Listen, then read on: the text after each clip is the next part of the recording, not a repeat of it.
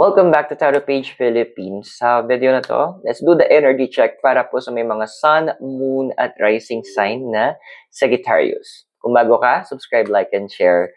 Readings are for guidance purposes. Use your free will wisely. At gamit natin the Claw card ni Sakura. So, Sagittarius, let's see.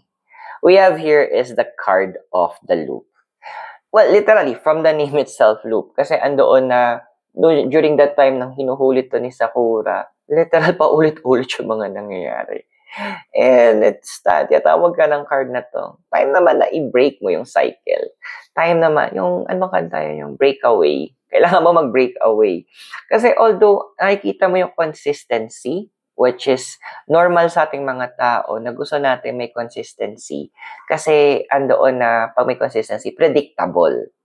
Hindi ka naman ganun Sagittarius eh. Isa ang tawag, di ba? Remember, ang house mo, tinatawag, isa sa mga tawag sa is the house of travel. So, ito na yung moment.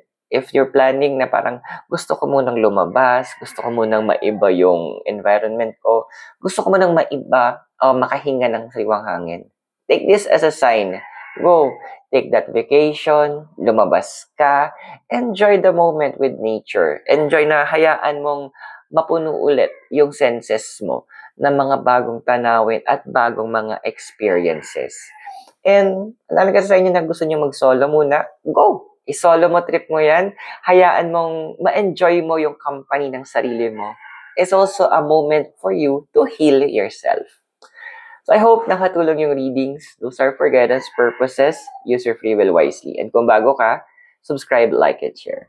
Sagittarius, maraming salamat. God bless, Namaste, Hare Krishna, and blessed be. And I hope to see you on our next video. But for now, goodbye.